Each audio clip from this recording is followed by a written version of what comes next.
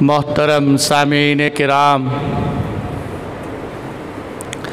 گزشتہ جمعے آپ حضرات کی خدمت میں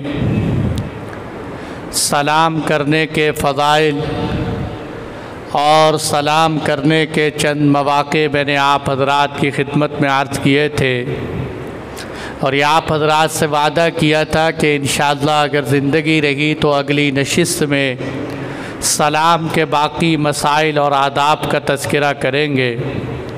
اللہ جل جلالہ سے دعا ہے کہ وہ ہمیں قرآن و سنت کے موافق زندگی گزارنے کی توفیق عطا فرمائے۔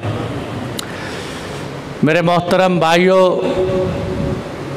سلام جس طرح ایک عبادت ہے، ایک انسیت اور محبت کا ذریعہ ہے، اسی طرح سلام کے اندر یہ بات بھی ضروری ہے کہ شریعت نے کن کن مواقع پر سلام کرنے کی تلقین کی ہے اور کن کن مواقع پر سلام کرنے سے منع فرمایا ہے۔ چند مواقع کہ جن موقع پر سلام کرنے کے اندر انسان کو ابتدا اور پہل کرنی چاہیے، اس لیے کہ آپ صلی اللہ علیہ وسلم کی حدیث میں نے آپ حضرات کی خدمت میں سنائی کہ حضور نے ارشاد فرمایا کہ لوگوں میں اللہ کے سب سے زیادہ قریب شخص وہ ہے جو سلام کرنے میں پہل کرے، جو پہلے سلام کرے۔ عام طور پہ لوگ انتظار میں رہتے ہیں، اس نے مجھے سلام نہیں کیا تو میں کیوں سلام کروں، حالانکہ اللہ کے نبی ارشاد فرما رہے ہیں جو سب سے پہلے سلام کر گیا وہ اللہ کے سب سے زیادہ قریب ہو گیا۔ اس لیے سلام میں ابتدا آپ نے ایک ضابطہ سکھایا، ادب سکھایا۔ ترمذی کی حدیث میں آپ صلی اللہ علیہ وسلم کا ارشاد ہے، ترمذی میں ہے، آپ نے فرمایا کہ سوار پیدل کو سلام کرے، پیدل چلنے والا بیٹھے ہوئے کو سلام کرے، اور چند لوگ زیادہ لوگوں کو سلام کریں۔ ایک روایت میں آپ نے فرمایا چھوٹے بڑوں کو سلام کریں اور گزرنے والے بیٹھنے والوں کو سلام کریں۔ یہ اللہ کے نبی صلی اللہ علیہ وسلم نے چند آداب بتلائے، یعنی یہ واجب کا درجہ نہیں، مستحب استحباب ہے کہ سوار پیدل کو سلام کر دے، وگرنہ اگر پیدل بھی سوار کو سلام کر دے تو کوئی حرج کی بات نہیں ہے، جو ابتدا کرے گا اسی کو اجر و ثواب زیادہ ملے۔ بلکہ صحابہ فرماتے ہیں کہ حضور صلی اللہ علیہ وسلم کا معمول ہم نے دیکھا کہ اللہ کے نبی چھوٹے چھوٹے بچوں کو بھی خود بڑھ کے سلام کرتے تھے۔ آپ صلی اللہ علیہ وسلم کی عادت مبارکت، اور حضرت عمر بن عبدالعزیز رحمۃ اللہ علیہ آپ اپنے دربانوں سے کہتے تھے تم مجھے سلام نہ کرو بلکہ پہلے میں تمہیں سلام کروں۔ اس کی وجہ اور اس کی حکمت کیا ہے کہ سلام کرنے کے یہ اللہ کے نبی نے ہمیں آداب کیوں سکھلائے؟ فرمایا سوار پیدل کو سلام کرے، اس لیے کہ اگر سوار سلام نہیں کرے گا تو اس کے دل میں تکبر پیدا ہو سکتا ہے، غرور، بڑائی پیدا ہو سکتی۔ ہمارے ایک ساتھی کہا کرتے تھے اگر اللہ نے آپ کو گاڑی بڑی دی تو دل بھی بڑا کر لینا چاہیے۔ عام طور پر کار میں جانے والا موٹر سائیکل پہ پاس سے گزرنے والے کو بہت ہلکا تصور کرتے، سائیکل پہ جانے والے کو تو ویسے ہی نہیں کچھ سمجھتا، اور پیدل چلنے والے کو بالکل غریب نکما انسان سمجھتے ہیں۔ گاڑی میں بیٹھنے والے کے اندر عاجزی ہو، گاڑی میں بیٹھنے والا اپنے آپ کو چھوٹا سمجھ کر، اللہ کے نبی صلی اللہ علیہ وسلم نے فرمایا چاہے وہ گاڑی میں ہو، چاہے وہ مرسڈیز پہ ہو، چاہے وہ ہوائی جہازوں میں ہو، اس کا یہ حق بنتا ہے کہ پیدل چلنے والے کو سلام کرے تاکہ اس کے اندر بڑائی پیدا نہ ہو جائے۔ اور یہ آپ نے فرمایا کہ پیدل چلنے والا بیٹھنے والوں کو سلام کرے، اس لیے کہ اگر بیٹھنے والا جو ہے ہر جانے والے کو سلام کرے گا تو اسے بڑی دقت کا سامنا کرنا پڑے گا، اس لیے آپ نے فرمایا جو جانے والے ہیں وہی بیٹھنے والوں کو سلام کرے، اور فرمایا چھوٹے بڑوں کو سلام کرے، اس لیے کہ جس طرح انسان عمر میں بڑھے، رتبے میں بھی بڑھے، مقام میں بھی بڑھے، بڑے کو ہمیشہ عزت دینی چاہیے، اس لیے آپ نے فرمایا کہ چھوٹا بڑے کو سلام کرے۔ یہ آداب اللہ کے نبی صلی اللہ علیہ وسلم نے ہمیں سکھلائے۔ یہی آداب میرے دوستو، آپ نے فرمایا گھر میں داخل ہو تو گھر میں داخل ہوتے ہوئے سلام کرو، اور قرآن میں بھی اللہ نے فرمایا اے ایمان والو جب تم گھروں میں داخل ہو تو فَسَلِّمُوا عَلَىٰ أَنفُسِكُمْ، تو تم اپنے گھر والوں پر سلام کیا کرو۔ اور دوسری جگہ فرمایا اگر تم کسی کے گھر میں داخل ہوتے ہو، کسی کے پاس جاتے ہو تو جانے سے پہلے تم اجازت مانگو، جب اجازت مل جائے پھر ان گھر والوں پر سلام کرو۔ یعنی آپ صلی اللہ علیہ وسلم نے آداب سکھلائے کہ دوسرے کے گھروں میں بھی جانا ہے تو انسان کو سلام کرنا چاہیے، اجازت دینی چاہیے۔ موبائل فون پر انسان لگاؤ، دیکھیں آج موبائل کا دور ہے، ہر بندہ موبائل پہ کال کرتا ہے، گفتگو ہوتی، سلام سب سے پہلے ابتدا میں کہے السلام علیکم ورحمۃ اللہ، بعد میں جتنی باتیں کرنی وہ کر سکتے ہیں، چاہے وہ گڈ مارننگ کہے، گڈ ایوننگ کہے، گڈ آفٹرنون کہے، بائے کہے، خوش آمدید کہے، مرحبا کہے، جو کچھ بھی کہنے، ہیلو کہے، لیکن پہلے نہیں، پہلے ابتدا کرے سلام کے ساتھ السلام علیکم۔ ہاں اگر آواز نہیں آتی تو یہ کہہ سکتے ہیں جی حضرت کیا کہہ رہے ہیں، ہیلو سے ابتدا نہیں، کہ ہیلو سے ابتدا کرنا یہ انگریزوں کی عادت ہے، اسلام کا طریقہ ہیلو سے نہیں، اسلام کا طریقہ سلام سے ابتدا ہے۔ باقی یہ بات بھی ہے کہ جیسے ہمارے ہاں لوگ کہتے ہیں کہ ہیلو کا مطلب ہے جہنمی، ہیل جہنم سے ہے، یہ غلط بات ہے، ایسی بات نہیں ہے۔ ہیلو کا ترجمہ کوئی جہنمی ہونا نہیں، انگریزی ڈکشنری کے اندر بھی اس کا یہ ترجمہ نہیں بنتا، لیکن ابتدا ہمیشہ سلام سے کرے۔ ہیلو کہہ سکتے ہیں درمیان میں بلانا ہو، کسی سے کسی کی بات سمجھ میں نہ آ رہی ہو، آپ کی آواز نہیں آ رہی، لیکن موبائل فون کی ابتدا میں سلام کرے اور آگے سننے والا بھی سلام کا جواب دے۔ اور اسی طرح میرے دوستو جب کال ختم ہو جائے آخر پہ پھر سلام کہے۔ ہمارے ہاں بہت غلطی ہے، لوگ جب سلام موبائل ختم کرتے ہیں تو کہتے ہیں چلو اچھا بھائی ٹھیک ہے، کال بند کر دی، یا کیا کہتے ہیں خدا حافظ، کال بند کر دی، یا کہتے ہیں چلو بھائی رکھ لیتے ہیں اب کافی ٹائم ہو گیا، کال ختم کر دی، حالانکہ یہ اسلامی طریقے کے خلاف ہے۔ خدا حافظ کہنا بڑی اچھی بات، سلامت رہیں بڑی اچھی بات، لیکن انتہا سلام پہ کرنا یہ سنت عمل ہے کہ جیسے ہی تم کسی سے ملو سلام کرو، جب وہاں سے اٹھ کے جاؤ تو جاتے ہوئے بھی سلام کرتے ہوئے جاؤ۔ اسی طرح جب کال کی ابتدا ہو تو سلام، جب کال کی انتہا ہو تو اس وقت بھی انسان کو سلام کرنا چاہیے۔ یہ آداب ہیں زندگی کے، وہ آداب جو اللہ کے نبی صلی اللہ علیہ وسلم نے ہمیں سکھائے۔ اسی طرح میرے دوستو چند مواقع ایسے کہ جن پر سلام کرنے سے شریعت نے منع فرمایا۔ اب بعض تو چیزیں ایسی ہیں کہ جن کا تذکرہ صاف حدیثوں میں آتا ہے، بعض چیزیں ایسی ہیں کہ جن کا تذکرہ حدیثوں میں تو نہیں آتا لیکن فقہا نے بیان کیا ہے، اور فقہا نے اپنے پاس سے بیان نہیں کیا، ایک حدیث کو لیا ہے کہ آپ صلی اللہ علیہ وسلم کی حدیث ہے المسلم من سلم المسلمون من لسانہ ویدہ، کہ مسلمان تو وہ ہوتا ہے کہ جس کی زبان سے، جس کے ہاتھ سے کسی مسلمان کو دکھ نہ پہنچے اس کو مسلمان کہتے ہیں۔ صرف شناختی کارڈ کے اندر مسلمان ہونا مسلمان نہیں، اصل مسلمان وہ ہے جس کی نہ زبان سے دکھ پہنچے، نہ ہاتھ سے دکھ پہنچے، اس کے نہ کسی قول سے دکھ پہنچے، نہ کسی عمل سے کسی کو دکھ پہنچے۔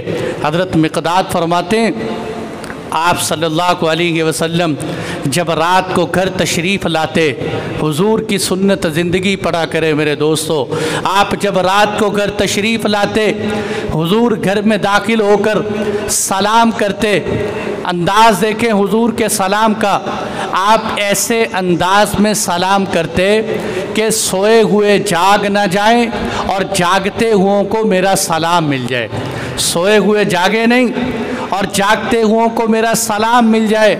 قربان جاؤں اللہ کے نبی صلی اللہ علیہ وسلم کے اخلاق پر کہ آپ کی زندگی، حالانکہ صحابہ کا وہ مجمع کہ اگر حضور ان کے گلے بھی کاٹتے صحابہ کے تو صحابہ آہ نہ نکالتے، اس لیے کہ حضور کے نام پر فدا ہونے والے تھے، لیکن اللہ کے نبی بھی صحابہ کی اتنی رعایت فرما رہے ہیں کہ سلام کرتے ہوئے رات کو میرے سلام سے کوئی جاگ نہ جائے، میرے سلام سے کسی کو دکھ نہ پہنچے۔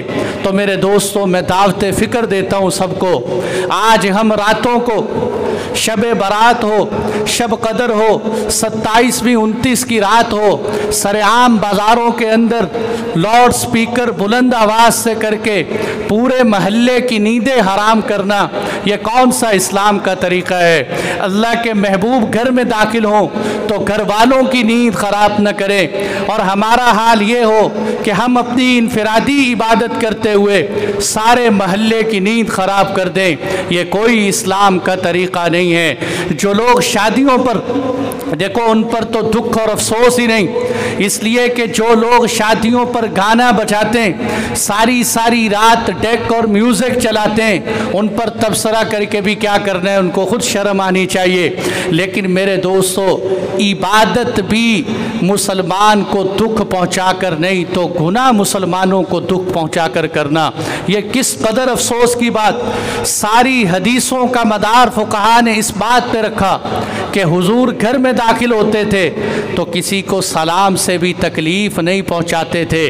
اما عائشہ فرماتی ہیں ایک دفعہ حضور پاس لیٹے ہوئے، رات کے وقت اٹھ کر اللہ کے نبی جنت البقیع جا رہے ہیں، آپ آہستہ سے اٹھے کہ تاکہ کہیں عائشہ جاگ نہ جائے، محبت سے آہستہ سے اٹھے اور اٹھ کے جا کے آہستہ سا دروازہ کھولا اور اللہ کے محبوب باہر تشریف لے گئے کہ تاکہ میرے اٹھنے کی وجہ سے کسی کو تکلیف نہ پہنچے۔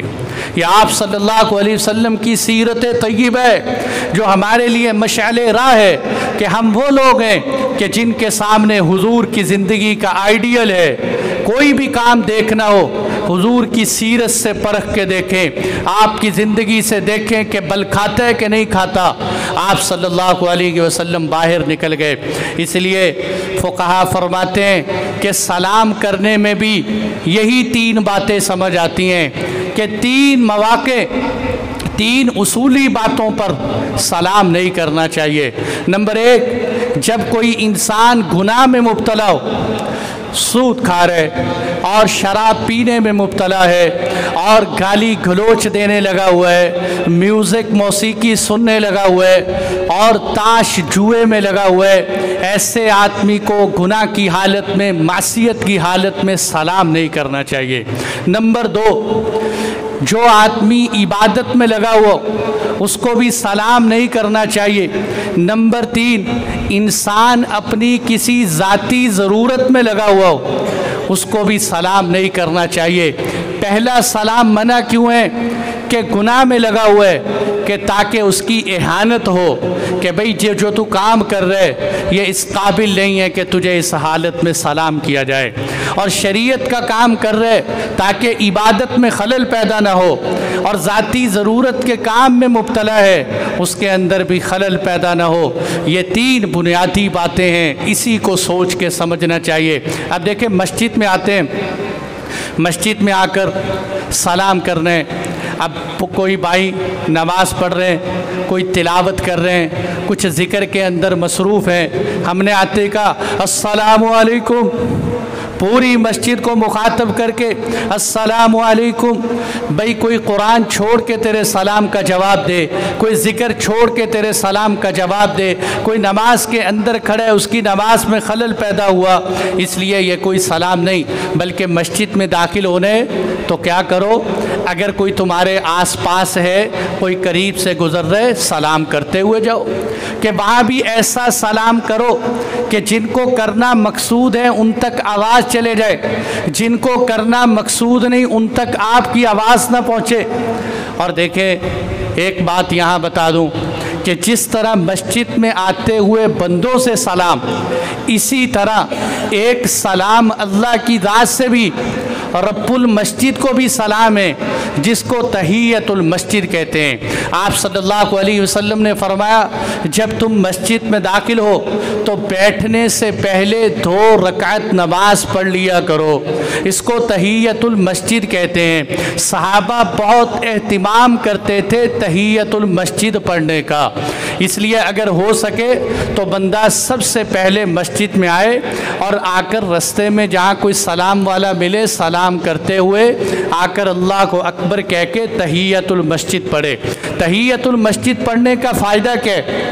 نمبر 1 فائدہ یہ کہ انسان نماز کی طرف اپنا شوق دکھلاتا ہے۔ یہ شاہ ولی اللہ محدث دہلوی رحمۃ اللہ علیہ نے لکھا ہے کہ جو آدمی تحیت المسجد پڑھتا ہے گویا کہ وہ اللہ کی ذات کو شوق دکھاتا ہے کہ یا اللہ مجھے نماز کا اتنا شوق ہے کہ میں ابھی نوافل پڑھ رہا ہوں، اس کے بعد فرائض میں مبتلا ہو جاؤں۔ نمبر 2 تحیت المسجد کا فائدہ کیا ہے کہ نمازیں بنی گی، مسجدیں بنی گی نمازوں کے لیے۔ اب بندہ مسجد میں آئے اور وہاں آ کر بھی نماز نہ پڑھے تو یہ کتنی افسوس اور حیرت کی بات ہے، اس لیے آتے ہی انسان تحیت المسجد پڑھے۔ تیسری بات شاہ صاحب نے جو بڑی زبردست لکھی، فرمایا اس کی حکمت یہ ہے کہ تحیت المسجد اس لیے پڑھو کہ جس طرح تم لوگوں کو سلام کرتے ہو اللہ کے گھر آئے ہو، یہ اللہ کو سلام پیش کرنا ہے کہ یا اللہ تجھے سلام پیش کرتا ہوں۔ تحیت المسجد اللہ کو سلام پیش کرنا ہے، تو اس لیے بھائیو مسجد میں آ کر ہم تحیت المسجد پڑھنے کی بھی عادت بنائیں۔ عربوں کا بہت معمول ہے کہ عرب اس وقت تک بیٹھتے نہیں جب تک تحیت المسجد نہ پڑھ لیں، اور ہونا بھی یہ چاہیے کہ بیٹھنے سے پہلے بندہ تحیت المسجد پڑھے، لیکن اگر بیٹھ بھی جائے تو بیٹھنے کے بعد بھی کھڑے ہو کر تحیت المسجد پڑھ سکتے ہیں۔ البتہ فقہا نے کہا ہے کہ زیادہ دیر کرنے سے تحیت المسجد کا اجر و ثواب ختم ہو جاتا ہے۔ تاخیر نہ کرے، کوشش کرے جلد سے جلد جو ہے تحیت المسجد پڑھے۔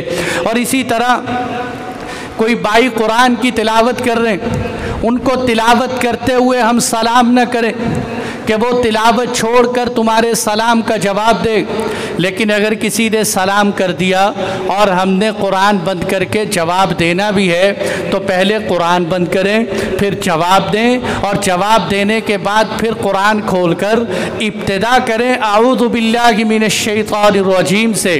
یہ بہت بڑی غلطی ہے کہ قرآن بھی پڑھتے جاتے ہیں باتیں بھی کرتے جا رہے ہیں۔ یہ سلام کا مسئلہ بتا رہا ہوں، تو قرآن کی تلاوت کرتے ہوئے دنیا کی باتوں کی گنجائش کہاں سے کہ قرآن کی تلاوت ہو اور بندہ ادھر بھی باتیں کر رہے ادھر بھی باتیں کر رہے؟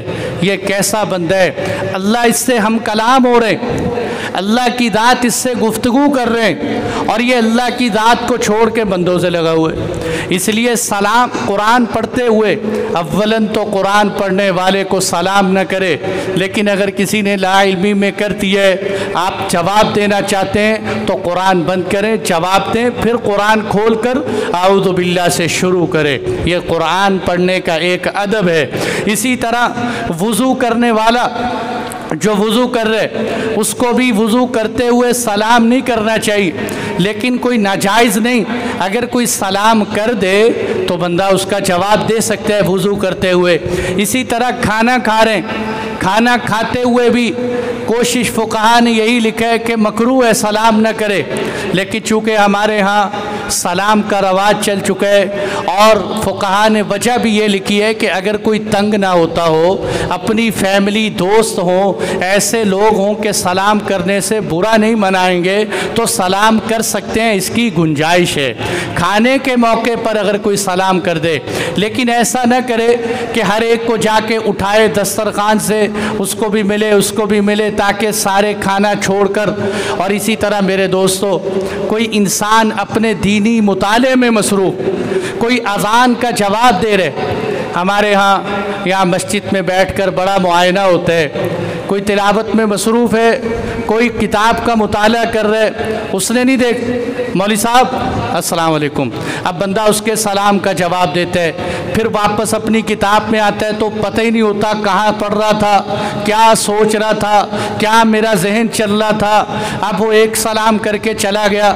100 بندہ مسجد میں نماز پڑھنے کے لیے آیا، 100 کے سلام مولوی صاحب جواب دیں تو مولوی صاحب تو صبح سے شام تک سلام ہی کریں گے اور کچھ نہیں کریں گے۔ اس لیے ادب کا تقاضا کیا ہوتا ہے کہ بندہ دیکھے کہ کس وقت کب، دیکھو شریعت کا سمجھنا، حضرت مفتی تقی عثمانی صاحب ایک دفعہ فرمانے لگے اللہ تعالی ہمیں شریعت کی سمجھ نصیب فرمائے، اور شریعت کی سمجھ کیا ہے، کس موقع پر کون سا کام کرنا ہے یہ شریعت کی سمجھ ہے، کون سا کام اللہ کی رضا کے موافق ہے یہ دیکھنے کی ضرورت ہے۔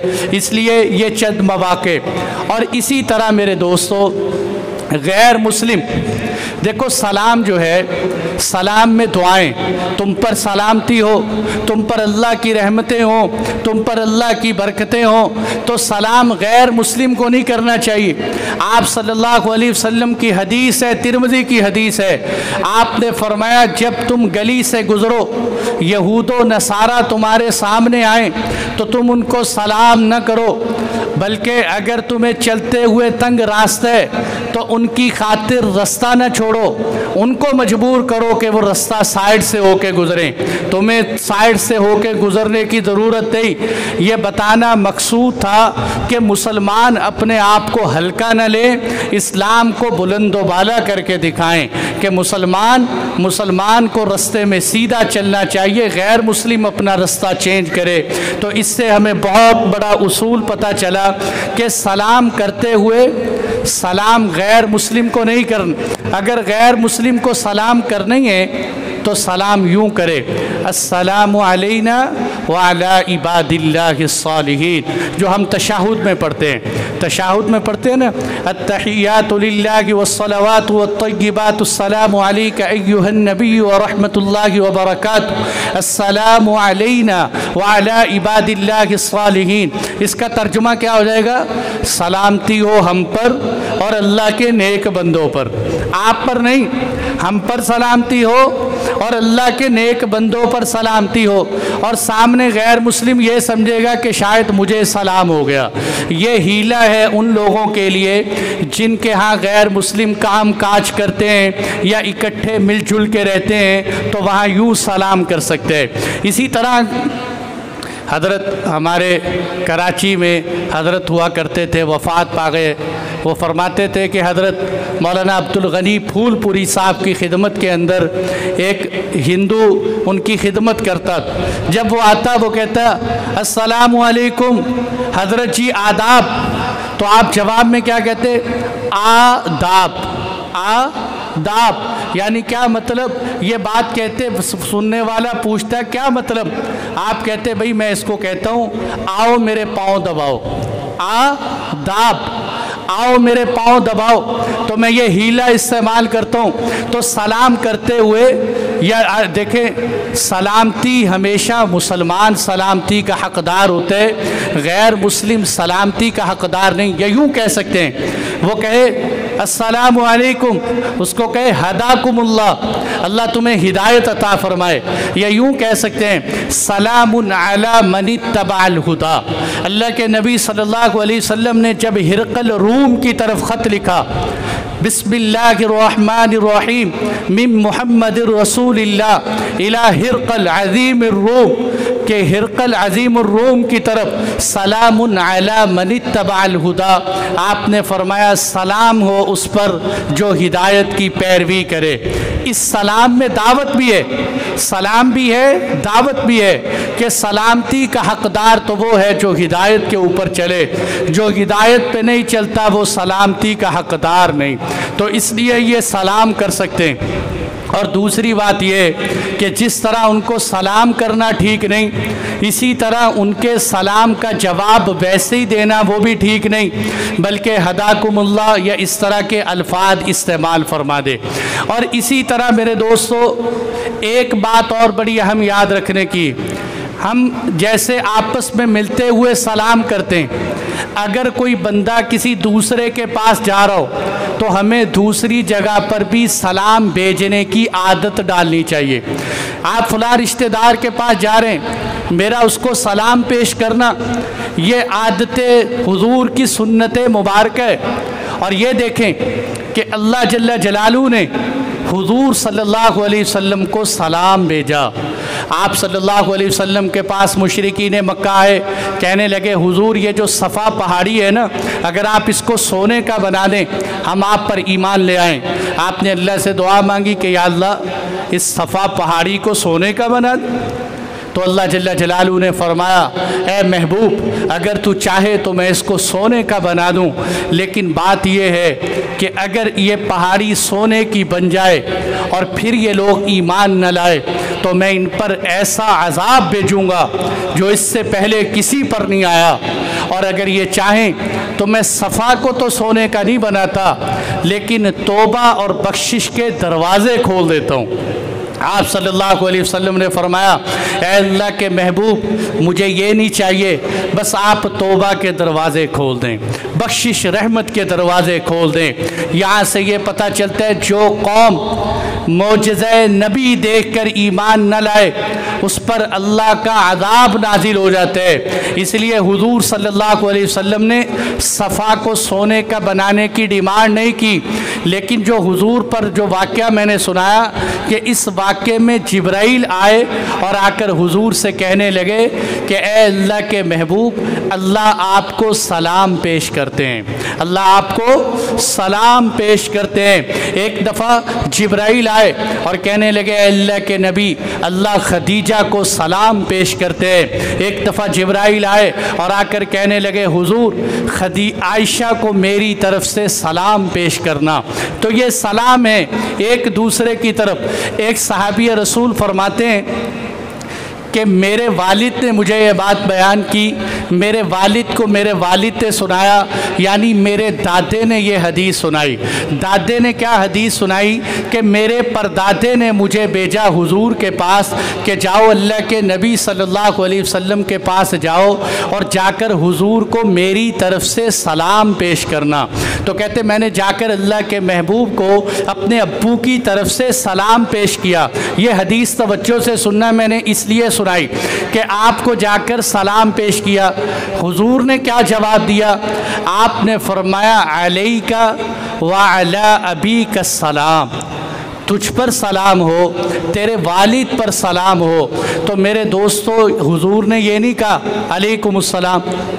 ہمارے ہاں معاشرے میں کیا ہوتا ہے کہ کوئی آ کے کہے نا امی جان خالہ نے آپ کو سلام بھیجا ہے، ابو جان آپ کو چچا جی نے سلام بھیجا ہے، اور آپ کو فلاں دوست نے سلام بھیجا ہے، ہم جواب میں کیا کہتے ہیں؟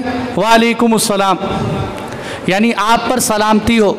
بھئی یہ جو پیغام لے کر آیا، تھوڑی سی توجہ، یہ جو پیغام لے کر آیا اس پہ تو آپ نے سلامتی ڈالی، وہ جس نے آپ کو سلام بھیجا ہے اس کو تو آپ نے کوئی دعا ہی نہیں دی، اس کو کیا فائدہ ملا اتنی دور سے سلام بھیجنے کا؟ آپ نے کیسا جواب دیا؟ آپ نے فرمایا علیکا، تجھ پر سلامتی ہو، وعلی ابیک السلام، اور تیرے والد پر سلامتی ہو۔ اس سے پتہ چلا کہ جو سلام بھیجے اس کو بھی سلامتی دو، جو سلام کا پیغام لے کر آئے اس کو بھی سلامتی دو۔ اور اس کا طریقہ کیا ہے؟ یاد رکھ لو، بہت آسان طریقہ بتا رہا ہوں۔ اگر بھیجنے والا مرد ہو، سلام مرد نے بھیجا، لے کے آنے والا بھی مرد ہے، تو جواب کیسے دیں گے؟ علیکا، تجھ پر، وعلیہ السلام، تجھ پر سلام ہو اور اس بھیجنے والے پر سلام ہو۔ اگر بھیجنے والی عورت ہو اور لے کے آنے والی بھی عورت ہو تو جواب میں کہے علیکی وعلیہ السلام، تجھ پر سلام ہو اور اس بھیجنے والے پر سلام ہو۔ اگر اس کے الٹ ہو تو جہاں کہیں مرد ہو وہاں مذکر لگا دے، جہاں عورت ہو وہاں مؤنث لگا دے۔ بھیجنے والی عورت ہے، لے کے آنے والا مرد ہے، تو کہہ دے علیکا وعلیہ السلام۔ بھیجنے والا مرد ہے، لے کے آنے والی عورت ہے، تو کہے علیکا و علیہ السلام۔ یہ طریقہ ہے، یہ ادب آداب ہے۔ میرا سلام پہ جمعہ پڑھانے کا مقصد بھی یہ تھا کہ اللہ کرے ہم اسلام کی یہ چھوٹی چھوٹی بنیادی باتیں سمجھیں اور ہمیں پتہ چلے کہ کس موقع پر شریعت نے ہمیں کون سے سلام کا سمجھایا ہے۔ تو یہ چیزیں ہم اپنے سامنے رکھیں گے تو بہت فائدہ ہوگا۔ اور اسی طرح میرے دوستوں، سلام کے حوالے سے جیسے ہمارا جو موضوع جو ہے سلام چل رہا ہے، مجھے نہیں پتا تھا کہ یہ موضوع اتنا طویل ہو جائے، اور ابھی اگلے جمعے بھی چلے گا انشاءاللہ۔ سلام، آپ صلی اللہ علیہ وسلم نے ہمیں قبرستان میں جاتے ہوئے بھی سلام سکھایا کہ جب تم قبرستان میں جاؤ، آپ نے فرمایا قبرستان جایا کرو، قبروں کا جو ہے قبروں کا مشاہدہ کیا کرو، اس لیے کہ اس سے تمہیں آخرت یاد آئے گی۔ انسان کو قبرستان جا کے پتہ چلے گا کہ ایک دن میں نے بھی اس مٹی کی ڈیری کے نیچے جانے، آج میں مرلوں کے پیچھے، پلاٹوں کے پیچھے، جائیداد کے پیچھے، پیسے کے پیچھے، دولت کے پیچھے اپنی زندگی لگا رہا ہوں، ایک دن میں نے بھی اس قبر کی مٹی کے نیچے جانے۔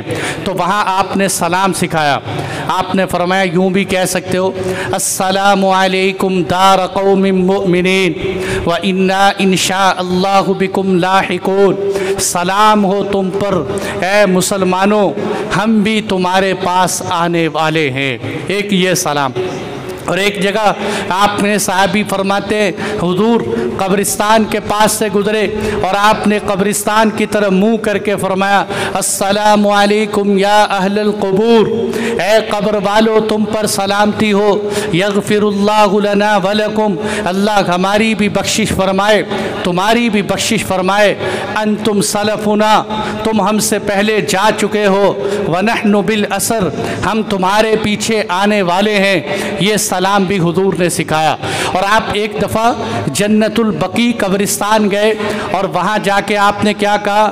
آپ نے کہا السلام علیکم دار قوم مؤمنین وَأَتَاكُمْ مَا تُوعَدُونَ غَدًا مُؤَجَّلُونَ، سلام ہو تم پر اے جنت البقیع والو، تم سے اللہ نے جو وعدہ کیا تھا تم وہاں پہنچ چکے ہو، وَإِنَّا إِن شَاءَ اللَّهُ بِكُمْ لاحقون، ہم بھی تمہارے پاس آنے والے ہیں۔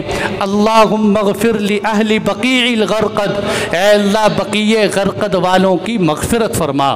یہ آپ صلی اللہ علیہ وسلم نے یہ قبرستان کے ہمیں سلام سکھائے ہیں۔ جنت البقیع قبرستان میں اگر کسی نے جانے کا اللہ ہر ایک کو نصیب فرمائے، سعادت فرمائے، تو یہ سلام یاد کر کے پیش کریں جو حضور نے پیش کیا ہے۔ اور اسی طرح آپ صلی اللہ علیہ وسلم نے فرمایا جب حاجی حج سے واپس آئے، بڑی پیاری حدیث ہے، بڑی محنت سے ملی، آپ نے فرمایا حاجی حج سے آئے، اس سے پہلے سنا دوں، آپ صلی اللہ علیہ وسلم نے فرمایا حج مبرور، جس کا حج اللہ قبول فرمائے اس کا بدلہ جنت کے سوا کچھ ہو ہی نہیں سکتا۔ آپ نے فرمایا جو حج کرے اور کوئی گناہ کا کام نہ کرے، وہ اللہ تعالیٰ اس کو ایسے کر دیتے ہیں جیسے وہ ماں کے پیٹ سے آج پیدا ہوئے، گناہوں سے دھلا دیتے ہیں، صاف کر دیتے ہیں حج کرنے والے کو۔ اب آپ صلی اللہ علیہ وسلم کی حدیث سنیں، آپ نے فرمایا جب حاجی حج سے آئے اس کو ملو، اس کو سلام کرو، حاجی کو اس سے مغفرت کی دعاؤں کی درخواست کرو، اس سے پہلے کہ حاجی گھر میں داخل ہو جائے۔ آپ صلی اللہ علیہ وسلم نے کیا فرمایا؟ حاجی کے گھر میں داخل ہونے سے پہلے اس کو سلام کرو، اس کو دعاؤں کی درخواست کرو۔ تو میرے دوستو، میں نے بڑی غور و فکر کی کہ یہ کیا بات ہے کہ آپ حاجی کو دعاؤں کی درخواست کا کیوں کہلوا رہے ہیں؟ ایک تو اس لیے کہ وہ گناہوں سے پاک صاف ہو چکے ہیں، دوسرا اس لیے کہ وہ اللہ کے رستے میں آ رہے، اور گھر میں داخل ہونے سے پہلے اس لیے کہا کہ جب تک انسان گھر میں داخل نہ ہو وہ اللہ کے رستے میں ہی ہوتا ہے، اللہ کے رستے میں دعا کروا لو۔ تیسرا اس لیے کہا کہ کہیں ایسا نہ ہو گھر میں داخل ہو کر حاجی صاحب بھی دنیا میں مصروف ہو جائیں، اور اس لیے کہا کہ آپ صلی اللہ علیہ وسلم نے ایک حدیث میں فرمایا اے اللہ हाजी की बख्शिश फरमा, ऐ अल्लाह हज करने वाले की बख्शिश फरमा। अगली अजीब बात फरमाई, आपने फरमाया ऐ अल्लाह हाजी जिसकी बख्शिश की दुआ करे उसकी भी बख्शिश फरमा। हाजी जिसकी बख्शिश की दुआ करे उसकी भी बख्शिश फरमा। तो इससे इसलिए कहा जाता है कि हाजी से दुआओं की बख्शिश की दुआओं का कहें। तो भाइयों बहुत आसान मौका है, लोग एयरपोर्ट पे हाजी को लेने के लिए जाते हैं, उम्रे पे आने वाला भी छोटा हज करने वाला होता है। तो जब लेने के लिए जाए तो एक तो है रवाज की नीयत से जाना, मुंह दिखलाने की नीयत से जाना, ये नीयत लेके जाए कि मैं एयरपोर्ट पे जाकर हाजी साहब से दुआओं की दरख्वास्त करूँगा, मैं उनसे दुआओं का कहूँगा। ये आप सल्लल्लाहु अलैहि वसल्लम की तालीमात से हमें पता चलता है। ये सलाम के हवाले से मैंने आप हजरात की खिदमत में बातें की। इसी तरह मुसाफ़ा है, मुसाफ़े के क्या अहकामात हैं वो इंशाअल्लाह अगली नशिस्त में बयान करेंगे। जो कुछ कहा सुना गया अल्लाह ताला हम सबको अमल की तौफीक अता फरमाए।